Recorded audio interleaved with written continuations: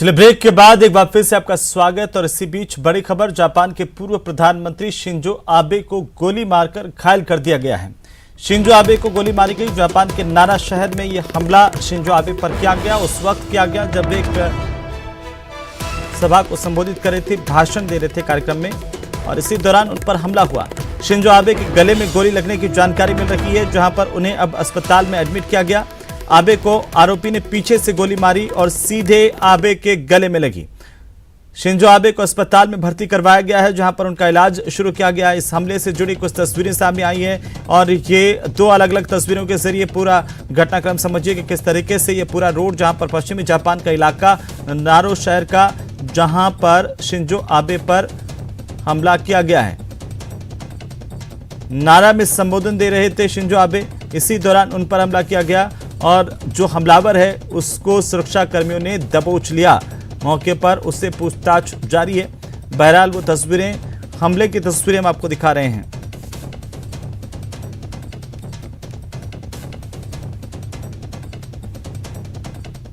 तो वहीं कन्हैया हत्याकांड में एनआईए की ओर से एक्शन लगातार देखा जा रहा है। उदयपुर में एनआईए की टीम 3 दिन से डेरा डाले हुए हैं। 3 दिन से एनआईए की टीम उदयपुर में मौजूद है और आज भी कुछ जगहों का दौरा एनआईए की टीम कर सकती है। एनआईए की टीम एक बार फिर से घटनास्थल पर जा सकती है। आज सीन रिक्रिएशन कर सकती है एनआईए। और आपको बता दें कि आज उदयपुर में कर्फ्यू में 16 घंटे की छूट भी है। सुबह 5 बजे से लेकर के रात को 9 बजे तक कर्फ्यू में ढील दी गई है। इस तरह से अब जनजीवन उदयपुर में सामान्य देखा जा रहा है, शांति है पूरी तरह से।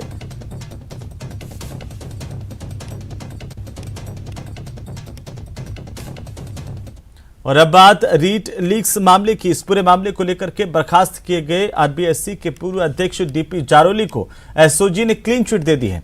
आपको बता दें कि एसओजी ने हाईकोर्ट में 40 पन्नों की एक रिपोर्ट पेश की। इस रिपोर्ट में एसओजी ने हाईकोर्ट में यह बताया कि उन्होंने जारोली समेत बोर्ड के अन्य अधिकारियों से पूछताछ की थी, लेकिन किसी के खिलाफ भी मामला नहीं बनता। इस पर कोर्ट ने एसओजी की रिपोर्ट को स्वीकार करते हुए आगे से जांच की मॉनिटरिंग करने से मना कर दिया है।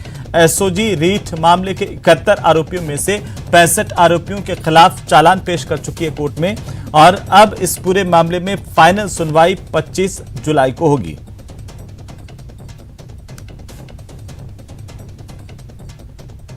इनका क्या मजिस्ट्रेट के समक्ष बयान हुआ तो एसओजी ने कोर्ट ने कहा कि इसकी कोई जरूरत नहीं है। कोर्ट ने एसओजी की रिपोर्ट को ऑन रिकॉर्ड ले लिया है। एसओजी ने बंद लिफाफे में अपनी रिपोर्ट पेश की।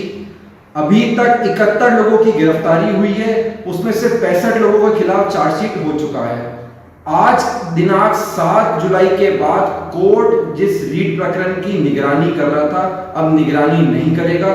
कोर्ट ने एसओजी से पूछ लिया कि इसमें और कोई आपको नेक्सस का लगता है, तो एसओजी ने साफ साफ मना कर दिया है, इसमें और किसी का कोई नेक्सस नहीं है। एसओजी ने बोर्ड के अधिकारियों को क्लीन चिट दे दी। अब कोर्ट इसकी निगरानी नहीं करेगा। आगामी सुनवाई 25 जुलाई को होगी, जिसमें यह तय होगा कि क्या रीट लेवल 1 रद्द होगा या नहीं होगा, और रीट लेवल 2 जो सरकार ने रद्द कर दिया है, क्या वो वापस से बहाल होगा या नहीं होगा।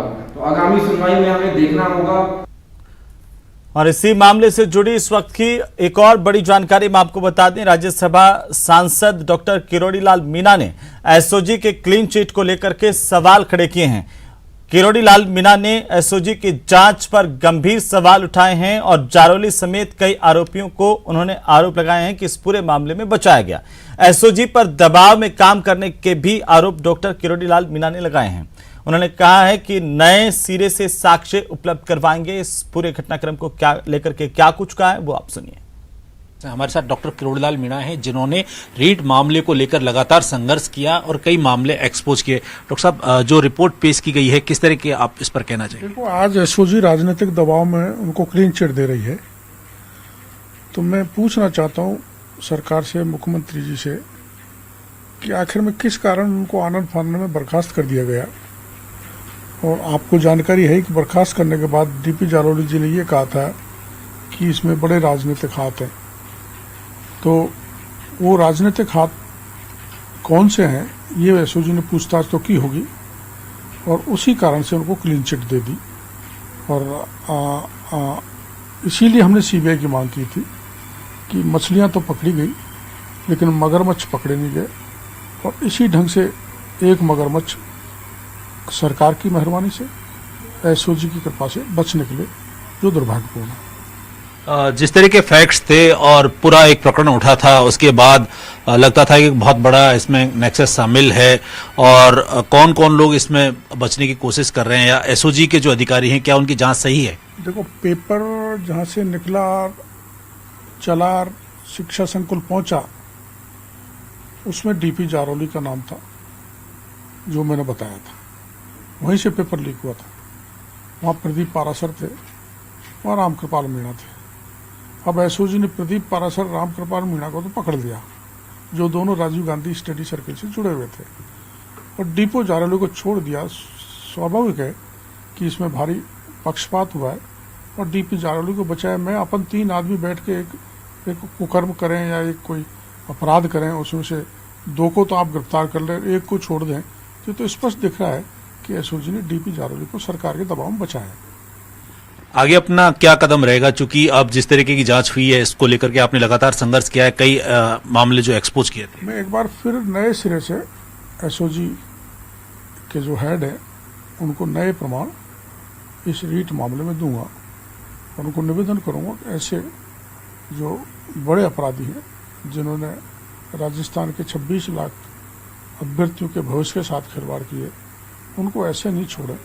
मैं प्रमाण दूंगा, डीपी जारौली जी को भी दूंगा, और दूसरे ऐसे लोग जिनको घने छोड़ दिए, जो मीडिया के सामने भी नहीं आए और राज्य की जनता के सामने नहीं है, उनके नाम भी और बता कर आऊँगा, और तथ्य उनको प्रस्तुत करूँगा। और वहीं ईआरसीपी को लेकर के भी प्रदेश में सियासी बवाल मचा हुआ है। राज्यसभा सांसद डॉक्टर किरोड़ीलाल मीणा ने ईआरसीपी को लेकर के बड़ा बयान दिया है। आपको बता दें, उन्होंने कहा कि जनता को कांग्रेस पार्टी गुमराह कर रही है। साथ ही साथ डॉक्टर किरोड़ीलाल मीणा ने कहा कि ईआरसीपी को लेकर के भारतीय जनता पार्टी एक बड़ा आंदोलन खड़ा करेगी। बीजेपी जनता को बताएगी कि आखिरकार इस पूरे मामले में हकीकत क्या है। अभी हाल ही में जिस तरीके के ईस्टर्न राजस्थान कैनाल प्रोजेक्ट को लेकर के जो बयानबाजी हो रही है, जिसमें हाल ही में परसादी लाल मीणा जो कांग्रेस के मंत्री नेता भी हैं और सरकार में मंत्री भी हैं, क्या ये बयान इस सरकार के मुख्यमंत्री मंत्री को अहंकार हो गया? आपने मुख्यमंत्री जी के बयान भी कई पढ़े हैं। उन्होंने हमारे केंद्रीय मंत्री गजेंद्र सिंह जी को निकम्मा कहा, उन्होंने उनकी पार्टी के ही नेता सचिन पायलट को निकम्मा कहा, और कल परसादी लाल जी ने लालसोट में निकम्मा कह दिया। नाम बताया नहीं, अलग अलग नाम है, एमएलए एमपी तो हम थे। और मैं पूछना चाहता हूँ, हमने कम से कम ईआरसीपी की योजना बनाई?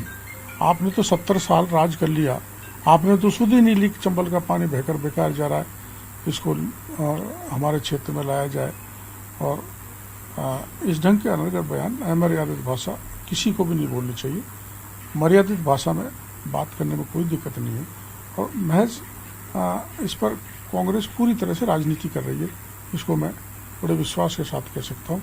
उनको इस बात की चिंता नहीं है कि पानी कैसे मिलेगा 13 जिले को लोगों को। और इसी बीच सिरोही से बड़ी खबर है, जहां पर सड़क हादसा हुआ है।